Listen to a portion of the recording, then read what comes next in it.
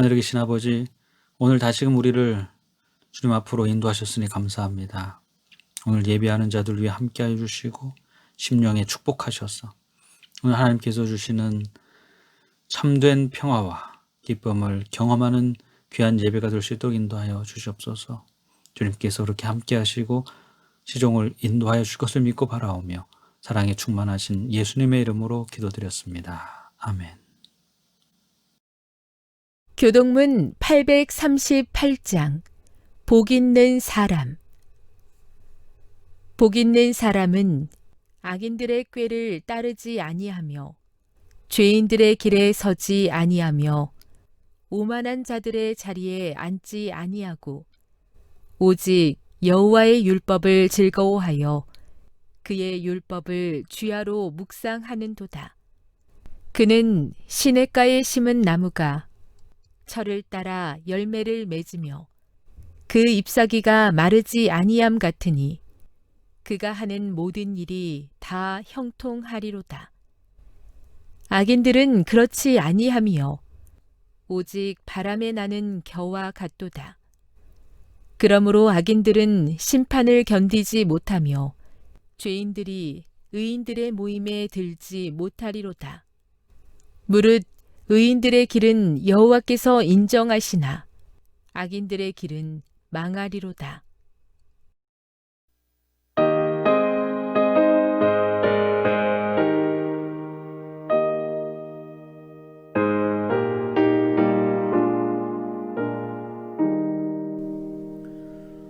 화려한 에덴의 낙원 평화의 동산은 먼 길에 피곤한 몸을 포근히 안도다. 화려한 에덴의 낙원 복받은 자의 집, 이 세파에 시달린 몸은 꿈속에도 그리네. 슬픔에 그늘 진 맘에 새 생명 비치고 천사의 정한 노래 가득히 들리네. 화려한 에덴의 낙원 복받은 자의 집, 이 세파에 시달린 몸은 꿈속에도 그리네. 허다한 성도의 무리 주님을 모시니 영광의 시온성 높이 새 노래 넘치네. 화려한 에덴의 낙원 복받은 자의 집, 이 세파에 시달린 몸은 꿈속에도 그리네.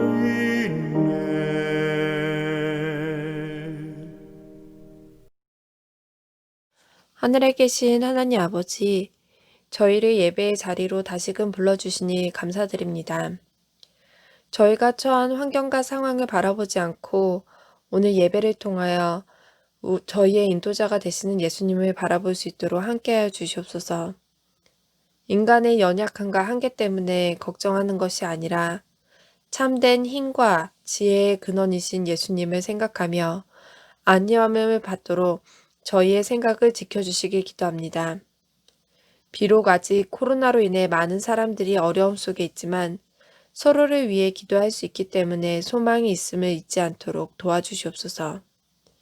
오늘 주시는 말씀을 통해 다시 한번 주님의 음성을 들을 수 있도록 인도하실 것을 믿사오며 사랑이신 예수님의 이름으로 기도드렸습니다.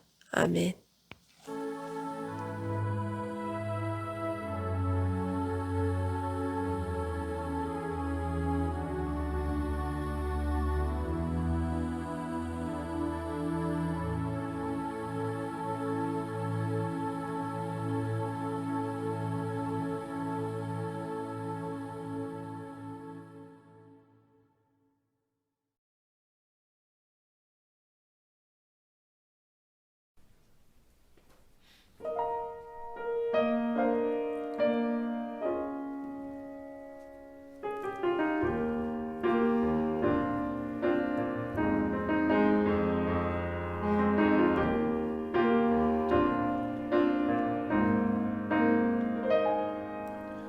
빛 되신 주 세상에 내려오사 나에게 빛 되소서.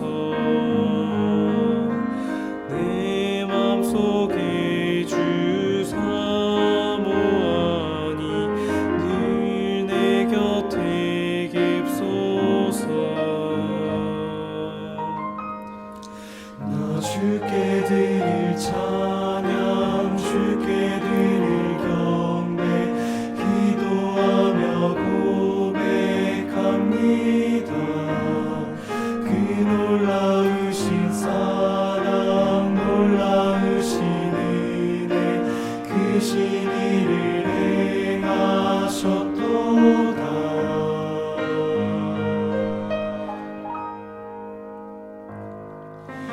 내 영혼아 왕의 왕 찬양하여라. 영광의 주 찬양해. 창조의 주 진히 세상에 오사 빛처럼 몸 되셨네. 나 주께 드릴 찬양 주께 드릴 경배 기도하며 고백합니다. 그 놀라우신 사랑 놀라우신 은혜 크신 일을 행하셨도다. 나 같은 죄인 살리시려 저 십자가 지셨도다.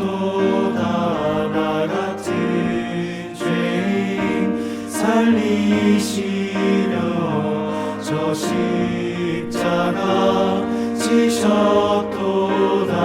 나 같은 죄인 살리시려 저 십자가 지셨도다. 저 십자가 지셨도다.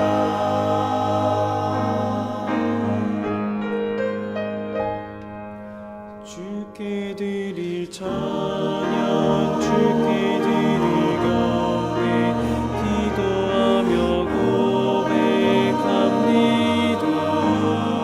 그 놀라우신 사랑 놀라우신 은혜 크신 일을 행하셨도다. 나 주께 드릴 찬양 주께 드릴 경배 기도하며 고백합니다. 그 놀라우신 사랑 놀라우신 은혜 크신 일을 행하셨도다. 나 주께 드릴 찬양 주께 드릴 경배 기도하며 고백합니다.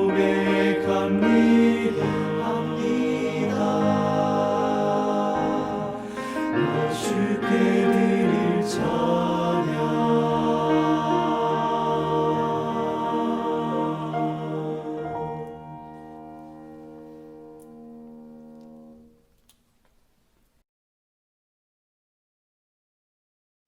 성도 여러분 안녕하십니까? 오늘은 천국의 맛이라는 제목으로 말씀드리겠습니다. 여러분 추석 잘 보내셨습니까? 추석하면 어떤 음식이 생각나십니까? 추석에 빠질 수 없는 음식 무엇입니까? 아마 다 공감하실 것입니다. 송편이죠. 송편 없는 추석 상상이 안 갑니다. 물론 요즘 젊은 세대들은 송편보다는 뭐 다른 음식을 추석에 떠올릴 수 있을지 모르겠어요. 그러나 여러분 공통적으로 예로부터 이 추석에는 이 송편을 해 먹기 때문에 추석하면 송편이 떠오르는 것입니다. 또 어떤 음식이 생각나십니까? 전은 어떻습니까? 어떤 분들은 추석에 전이 빠지면 추석 음식을 안 먹어 저는 그렇게 생각하는 분도 있는지 모르겠어요. 전. 추석하면 또 전이지요. 잡채는 어떻습니까? 어떤 분들은 잡채를 너무 좋아해서 이 추석에 잡채가 없으면 절대 안 된다고 하시는 분이 있는지 모르겠어요. 이렇게 여러 가지 이런 음식들 때문에 이 추석의 맛이 살아나는 것입니다. 우리를 즐겁게 해주는 것입니다. 그런데 여기에 한 가지 빼놓은 것이 있습니다. 이것이 없으면 절대 추석이라고 할 수 없는 것이 있습니다. 그것이 무엇일까요? 그것은 바로 이런 맛있는 음식을 같이 먹을 가족들입니다.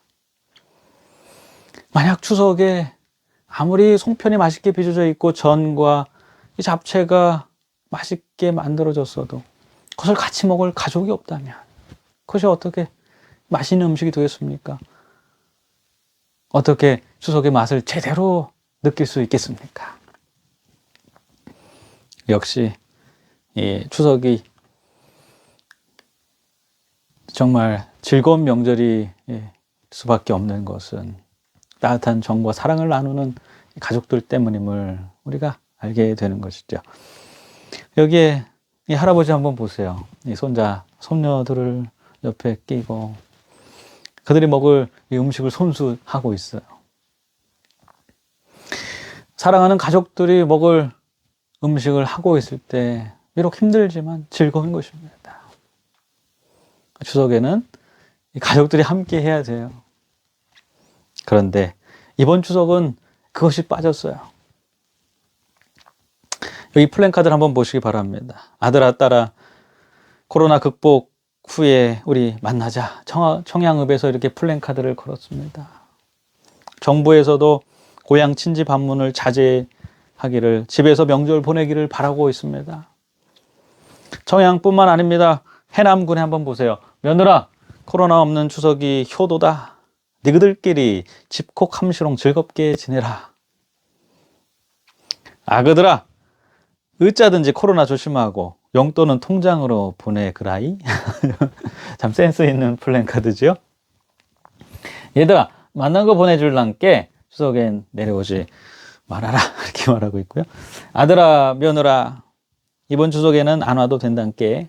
이렇게 말하고 있습니다. 여러분 그런데 저는 이 플랜카드를 보면서 이 부모님들이 진짜 이 자녀들이 안 와도 괜찮다는 뜻으로 이런 플랜카드를 걸지 않았다는 사실을 더더욱 더 마음에 느끼게 됩니다. 어쩔 수 없는 것입니다. 전염병으로부터 가족을 지키기 위하여 어쩔 수 없이 이렇게 먼저 플랜카드를 내거는 것입니다. 그러나 가족이 없는 추석은 역시 안고 없는 찐빵과 같은 것입니다.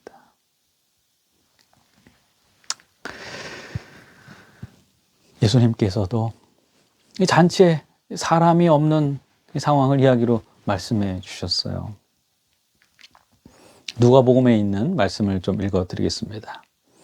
이르시되 어떤 사람이 큰 잔치를 베풀고 많은 사람을 청하였더니 잔치할 시각에 그 청하였던 자들에게 종을 보내어 이르되 오소서 모든 것이 준비되었나이다 하매. 여기 어떤 사람이 매우 큰 잔치를 베풀었습니다. 이 잔치가 얼마나 컸던지 여기에는 이 청함받은 자들이 다 정해져 있어요. 아무나 올 수 없는 잔치인 것입니다. 그리고 잔치 당일이 됐습니다. 종들을 보내요. 한 사람 한 사람 이제 오라고 초청을 했습니다. 근데 그들이 어떻게 했을까요? 다 일체하게 사양하여 한 사람은 이르되 나는 밭을 샀음에 아무래도 나가 보아야 하겠으니 청컨대 나를 양해하도록 하라 하고, 다 일체하게 사양하는 것입니다. 익스큐즈 하는 거예요. 실례하겠습니다. 거기 못 가겠습니다. 왜요? 밭을 샀다는 것입니다. 밭을 산 것과 잔치에 참여하겠다는 약속을 지키는 것과 무슨 상관이 있습니까? 밭은요, 한번 사놓으면 어디 없어지지 않습니다. 오늘 가도 되지만 내일 가도 되고 모레 가도 되는 것입니다. 그것 때문에 잔치 약속을 깨다니요, 말도 안 되는 핑계이는 것입니다. 또 한 사람은 이르되 나는 소 5겨리를 샀음에 시험하러 가니 청컨대 나를 양해하도록 하라 하고, 이 사람은 소를 샀어요. 소 핑계를 대는 것입니다. 여러분, 그런데 소를 사는 사람이 사기 전에 시험합니까? 사고 난 후에 시험합니까? 아마도 큰 돈을 주고 소를 사는 사람들은 손해보지 않으려고 사기 전에 다 시험합니다. 어디 병든 데는 없는지, 어디 모난 데는 없는지 다 상태를 확인한 후에 사는 것입니다. 이 핑계도 말이 안 돼요. 또 한 사람은 이르되 나는 장가 들었으니 그러므로 가지 못하겠노라 하는지라.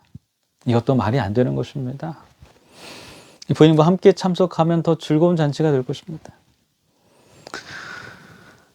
이렇게 다들 말이 안 되는 핑계를 대면서 잔치에 못 가겠다고 거부를 하는 상황이 됐습니다. 왜? 이들은 청함받은 당일, 하필이면 당일에 참석하기를 거부했을까요? 주인이 그 이야기를 듣고 매우 노했어요.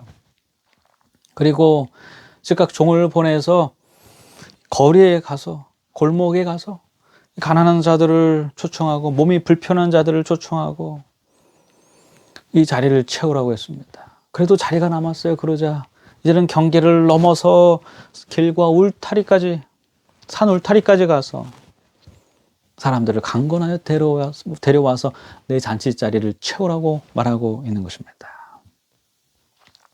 그리고 이렇게 말했습니다.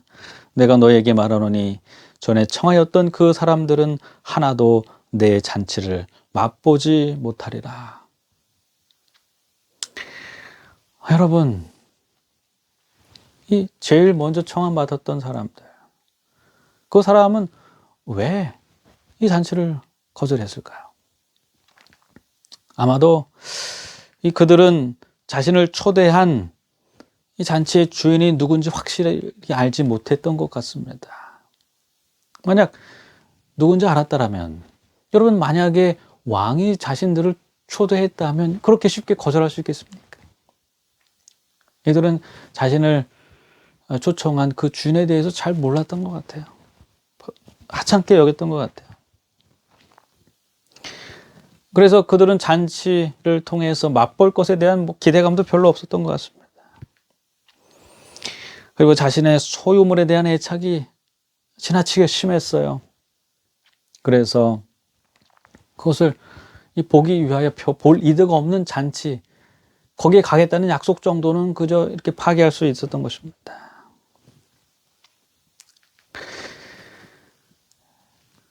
여러분, 이렇게 그들이 주인의 초청을 거절하게 됐습니다. 여러분, 여기에 보면 그 당시의 잔치 분위기를 잘 표현해주는 그림이 한 장 있어요. 이 사람들이 특이하게 다 누워서 먹지 않습니까? 제가 여러 번 말씀드렸지만 이 당시에는 이렇게 의자에 앉아서 먹거나 아니면 이렇게 좌식으로 이렇게 앉아서 먹거나 하지 않았습니다. 로마의 영향을 받아서 이렇게 누워서 먹었어요. 그리고 귀한 잔치 자리에는 이렇게 자리가 정해져 있어요. 로마 사회는 철저한 계급 사회입니다. 계급별로 앉는 자리가 다 다른 것입니다. 이 앞에 보시는 이 테이블이 보통 잔치에서 배설되는 이 잔치상입니다. 이렇게 디귿자로 배설이 돼요. 이 그림에서 보시면 알겠지만 제일 상석은 어디입니까? 이 왼쪽에 주인석 양옆이 상석입니다. 주인 양옆에 가장 친하고 가장 귀한 손님을 앉히는 것입니다. 그럼 제일 말석은 어딜까요? 오른쪽 가장 끝자리가 말석입니다. 여러분, 여기 앉아서 음식을 먹는 사람 음식이 어디로 들어가는지도 몰라요. 허겁지겁 먹는 것입니다. 사람들의 눈치 보냐고요. 혹시라도 내가 여기 앉아있는 것 자체로 사람들이 나를 무시하지 않을까, 그런 걱정을 하면서 음식을 먹게 되는 것입니다. 상석에 앉아있는 사람은 어떨까요? 자신의 지위와 자신의 권력과 주인과의 친분을 이렇게 과시하게 되는 것입니다. 많은 사람들이 이런 이점 때문에 잔치에 가길 원했어요. 특별히 권력을 가지고 있고 힘이 센 사람이, 그런 주인이 베푼 잔치에 참석하기 원했습니다. 근데 오늘 이야기 속에 이 청함받은 자들은 이런 이점이 없는 자리에 별로 그렇게 가고 싶은 생각을 하지 못하게 된 것입니다. 근데 예수님께서는 이렇게 말씀하셨어요. 너희들이 상석이 아니라 이 말석에 차라리 앉아라. 여러분, 상석에 앉았다가 만약에 자기보다 더 지위가 높고 주인과 더 친한 사람이 오면 자리를 비켜줘야 되는 것입니다. 그것보다 더한 수치가 어디 있겠습니까? 그런데 말석에 앉아 있으면 이점이 있어요. 혹시라도 자기보다 더 계급이 낮은 사람이 오면 이쪽으로, 상석 쪽으로 점점 이렇게 옮길 수가 있는 것입니다. 차라리 그게 낫지 않겠습니까? 예수님께서 말씀하셨습니다. 무릇 자기를 높이는 자는 낮아지고 자기를 낮추는 자는 높아지리라. 그런데 단순히 이런 이점 때문에 예수님께서 이렇게 말씀하시지는 않으셨어요. 거기에 더 깊은 영적인 의미가 있는 것입니다. 예수님께서 앉으라고 하신 그 말석, 그것은 그리스도인으로서 앉아야 하는 말석인 것입니다. 성지순례를 가면 이 여리고에서 이렇게 큰 뽕나무를 보게 됩니다. 설명은 2000년이 넘었다고 되어 있는데 진짜 그런지는 모르겠어요. 가면 수령이 아주 많아 보이는 뽕나무가 있습니다.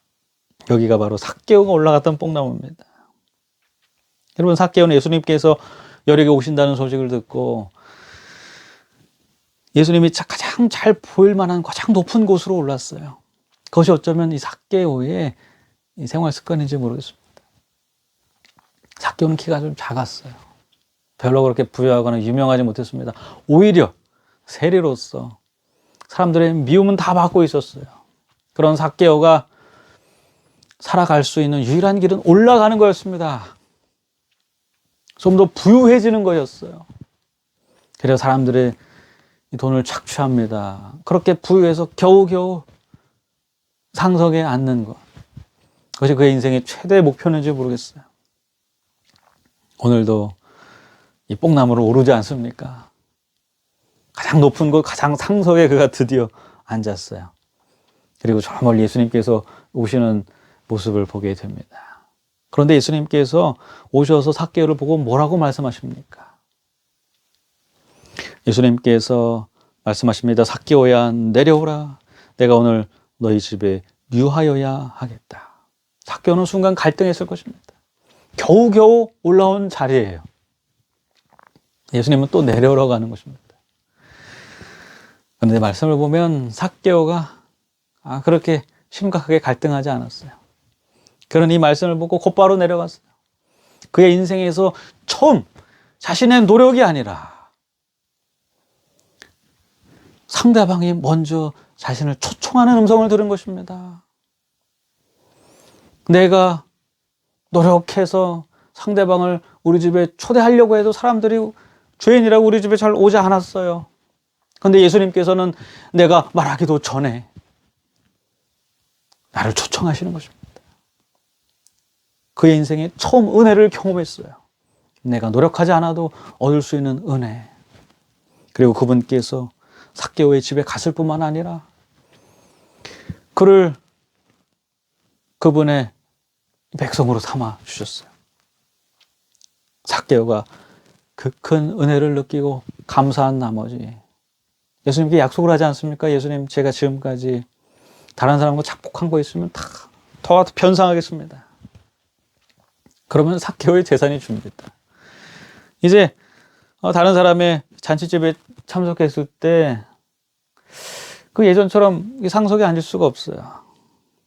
그러나 그는 이제 더 이상 그런 것에 개의치 않았을 것입니다. 어쩌면 삭개오는 가장 말석에 앉았는지 모르겠어요. 그곳에 앉았어. 여러분, 삭개오가 다른 사람이 나를 보고 혹시 비웃진 않을까 그렇게 걱정했을까요? 더 이상 그런 걱정도 하지 않았을 것입니다. 이제 다른 사람의 시선보다 더 중요한 것이 그에게 생겼기 때문에 그런 것입니다. 그것은 바로 예수 그리스도의 나에게 베풀어 주신 은혜입니다.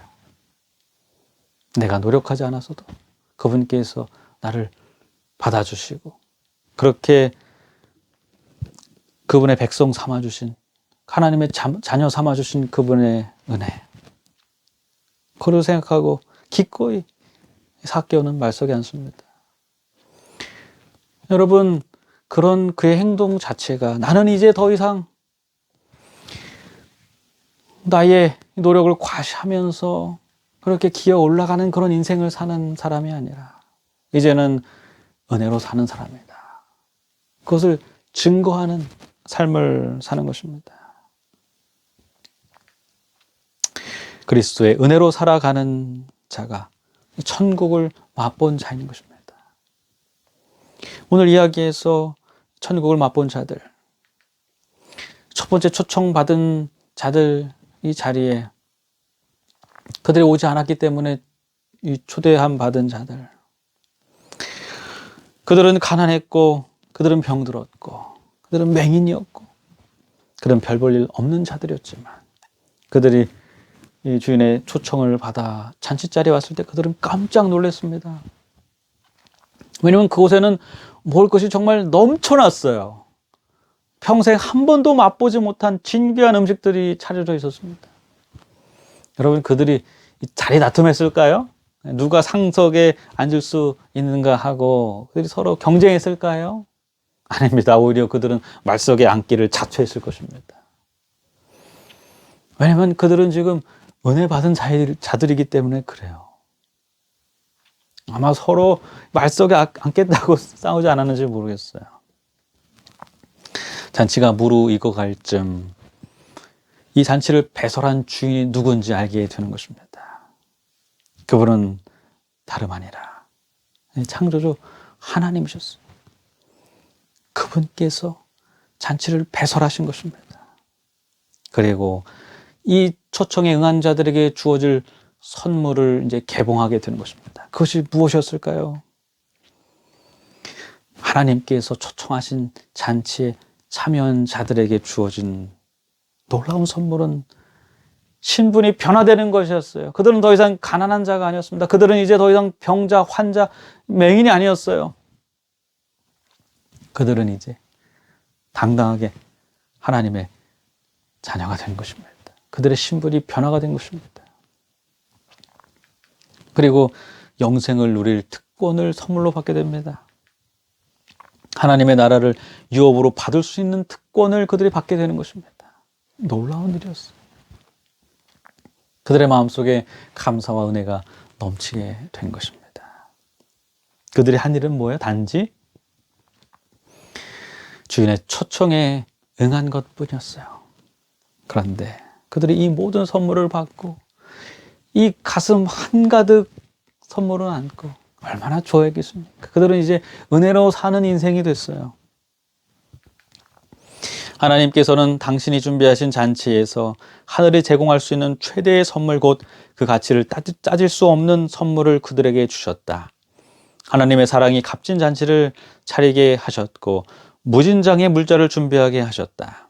나는 하늘로 내려온 산떡이니 사람이 이 떡을 먹으면 영생하리라. 예수께서는 말씀하셨다. 준비된 음식은 곧 그리스도 자신이시다. 실물금 18장에 나온 말씀입니다. 그렇습니다. 그들은 하나님의 독생자이신 예수 그리스도, 그분 자신을 선물로 받은 것입니다. 여러분, 우리가 인생을 살다 보면 자꾸 이것을 잊어버리기 때문에 불행에 빠져요. 인생이 힘들어지고 외로워지고 억울해집니다. 그렇다면 우리가 자주 잊어버리는 이것은 무엇일까요? 한번 맞춰보시기 바랍니다. 무엇을 잊어버렸기에 우리가 그렇게 큰 불행에 빠질 수밖에 없을까요? 그것은 바로 우리가 은혜 받은 자라는 사실인 것입니다. 내가 은혜 받은 자라는 이 사실을 잃어버릴 때 우리는 곧바로 불행에 빠집니다. 그 사실을 잊는 순간 우리는 억울한 감정이 밀려오는 것입니다.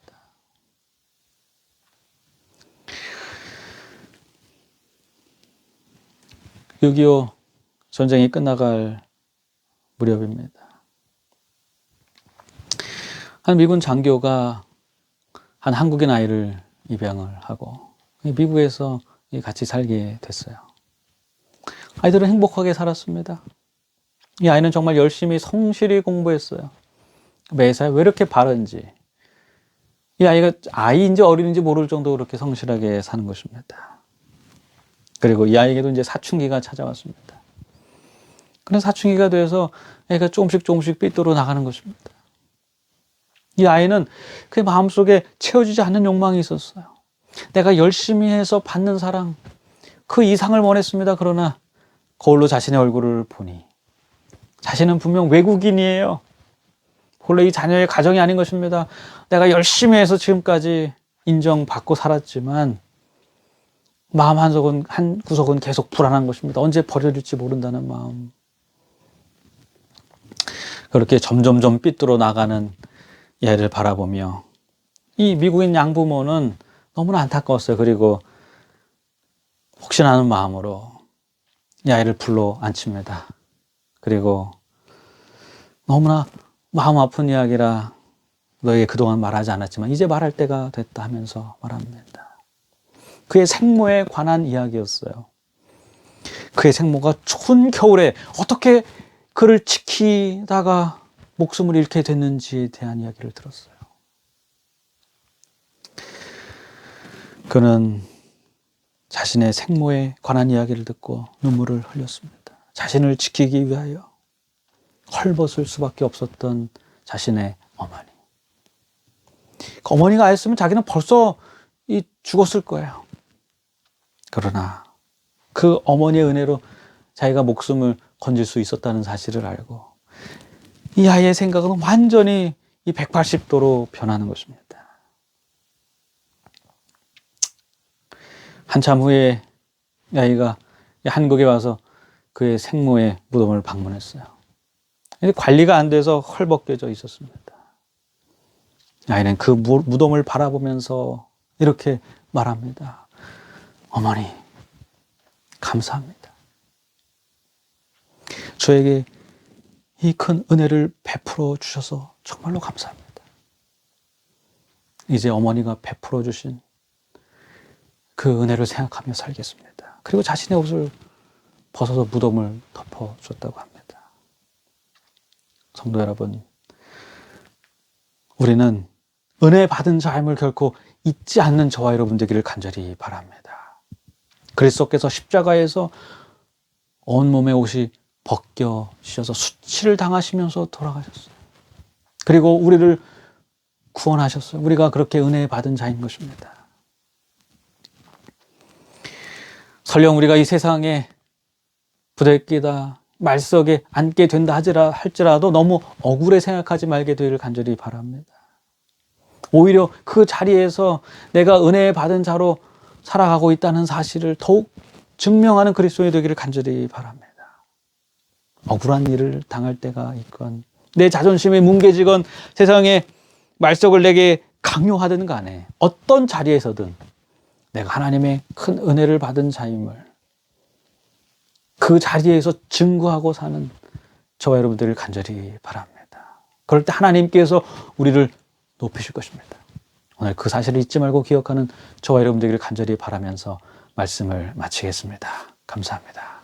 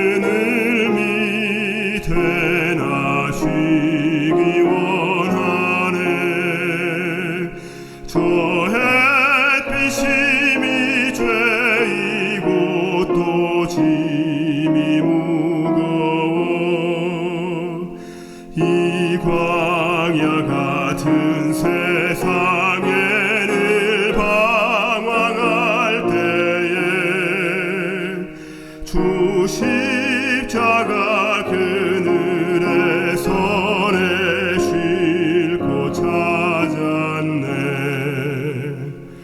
내 눈을 밝히 떠서 저 십자가 볼 때 나 위에 고생 받으신 주 예수 보이네. 그 영상 볼 때 내 맘에 큰 질림 받아서 그 사랑 감당 못하여 눈물만 흘리네.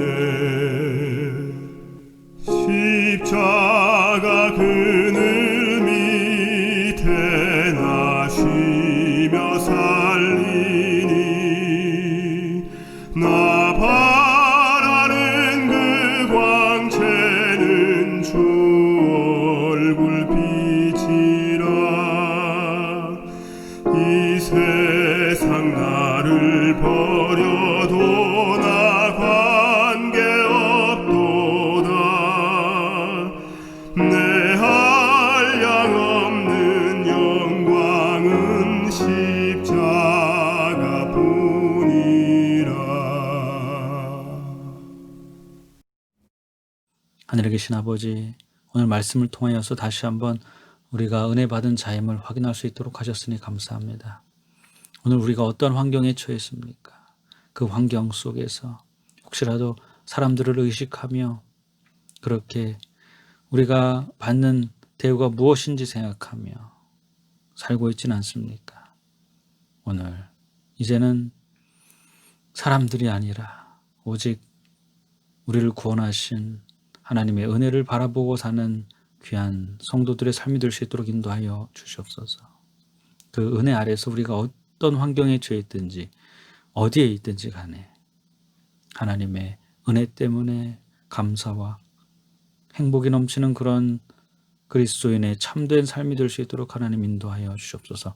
오늘 머릿속에 있는 모든 성도들 위해 함께 하셔서 그러한 축복으로 부어주실 것을 믿고 바라오며 사랑에 충만하신 예수님의 이름으로 기도드렸습니다. 아멘.